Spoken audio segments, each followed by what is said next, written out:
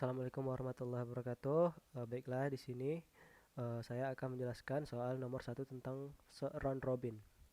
Di sini kita mempunyai tabel yang berisi 4 proses ID, kemudian ada arrival time-nya, itu atau waktu tibanya, kemudian ada burst time-nya, itu lama waktu prosesnya. Kemudian di sini ada time quantum-nya, itu berarti CPU hanya dapat mengeksekusi selama 3 milisekund atau 3 unit sekali satu waktu. Maka di sini kita lihat Gantt chart-nya. Untuk yang pertama, pada uh, pada saat waktu 0 milisekund, P1 telah masuk ke dalam antrian atau telah masuk ke dalam queue. Maka di sini P1 akan dieksekusi selama time kuantumnya itu 3 milisekund di burst time-nya. Maka di sini akan diproses selama 3 milisekund. Setelah 3 milisekund, P2 masuk ke antrian siap untuk dieksekusi, maka proses pada P1 dijeda, kemudian dilanjutkan kepada P2, didahulukan, kemudian dieksekusi selama 3 milisekund. Dalam proses 3 milisekund ini, pada waktu milisekund kelima, P3 masih dieksekusi, masuk ke dalam antrian karena dia masih dalam proses eksekusi, maka P3 tidak dieksekusi terlebih dahulu.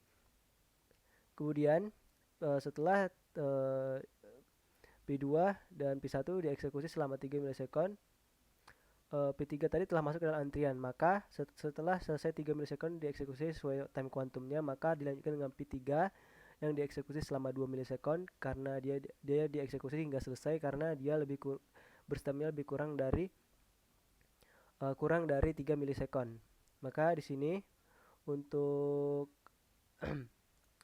untuk P1 ini tadi menjadi 5 milisekund dan P2-nya menjadi 2 milisekund karena sisa dari P1 tadi telah dieksekusi selama 3 milisekund dan P2-nya telah dieksekusi selama 3 milisekund juga. Kemudian ketika P3 baru dieksekusi, P4 sampai ke dalam antrian, maka P3 lanjut dieksekusi karena dia belum selesai dieksekusi selama 2 milisekund. Kemudian dilanjutkan dengan P4 itu selama 3 milisekund. Kemudian setelah semuanya dieksekusi selama 3 milisekund, maka akan diulang seperti awal lagi. Maka di sini akan dieksekusi yang belum selesai, yaitu P1, maka P1 akan dieksekusi yaitu selama 3 milisekund. Maka dia sisanya menjadi 1 milisekund. Kemudian pada selesai P1 dieksekusi, maka masuk ke P2. Pada P2 ini dia dieksekusi selama 2 milisekund. Kemudian dia selesai dieksekusi. Kemudian masuk ke P4, yaitu karena P3 sudah dieksekusi habis, maka masuk ke P4 yaitu selama 3 milisekund. Oh iya, ini tadi 3 milisekund, maka dia habis dieksekusi. Kemudian dilanjutkan sisa yang terakhir tinggal P1 dieksekusi selama 1 milisekund. Maka didapat waiting time-nya yaitu untuk P1 0 milisekund ditambah 11 kurang 3 milisekund ditambah 19 kurang 14. Jadi waiting time untuk P1 13 milisekund. Untuk P2 setelah dihitung maka 8 milisekund, P3 1 milisekund, P4 7 milisekund.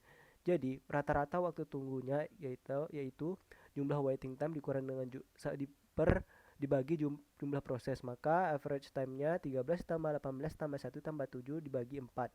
Kemudian 29 dibagi 4 sama dengan rata-rata waktu tunggunya adalah 7,25 milisekund. Baiklah, sekian untuk soal nomor 1.